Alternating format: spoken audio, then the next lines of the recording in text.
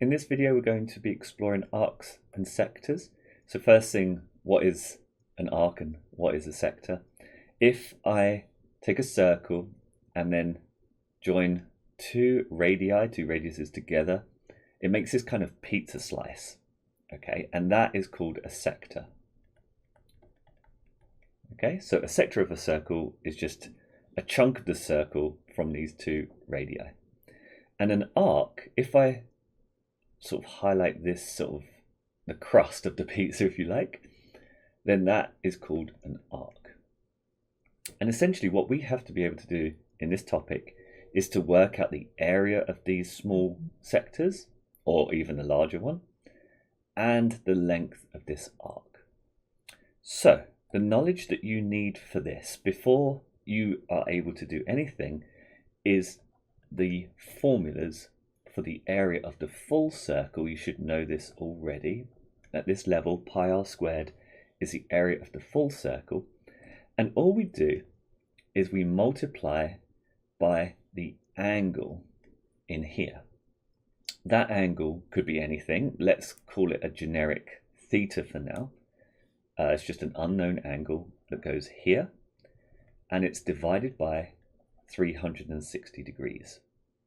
Because if you want to see that small chunk, you take the full circle, and this is a little scale factor to scale it down to the size of this chunk.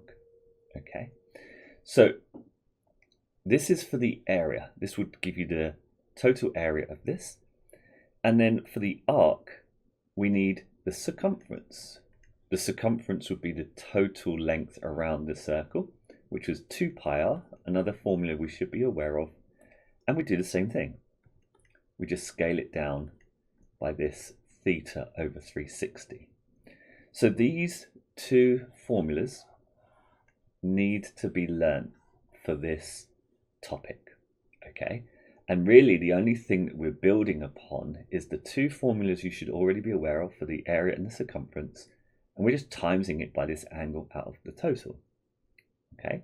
So get those formulas learnt first on a flashcard, whatever it takes. People always forget this. As soon as you see the word arc or sector, you'll need one or both of these formulas.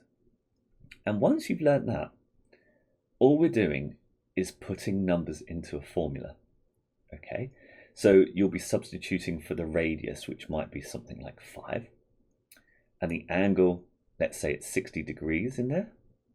Then you'll just plug in these numbers in. That would give you the area. If you wanted the arc length, 2 times pi times 5 times 60 over 360. And that is it. Anything else that you do with this question will be bringing in other parts of the curriculum. So they may ask you for the perimeter. The arc plus the 5 plus another 5 would basically give you the outside of the pizza slice.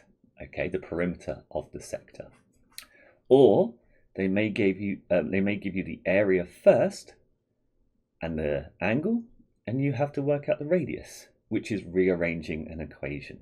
We're still just using this formula and rearranging it, which I'm not saying that's easy, but that is a different part of the curriculum. So the arcs and sectors part itself is just these two formulas. Okay, one other thing that they do very often is they ask you to work out this shaded region here. Okay, so this is the sector minus this kind of isosceles triangle, I guess. Okay, and for this we work out the total area, which would be the sector formula, subtract this blank area here, the triangle. And for this triangle, we don't use base times height divided by 2. We use half AB sine C. Excuse me, this is another formula for the area of a triangle that's given to you in a test, but a lot of students don't realize that it exists. So A and B are two sides, and C is the angle in between. That's the knowledge you need for the area of the triangle. But in this context, A and B are both the radius. So A and B are both going to be 5. And C, that angle in there, is going to be theta, the 60. So you would work out the area of the full sector, subtract the triangle, and that will give you that little area within there, this little segment they call it.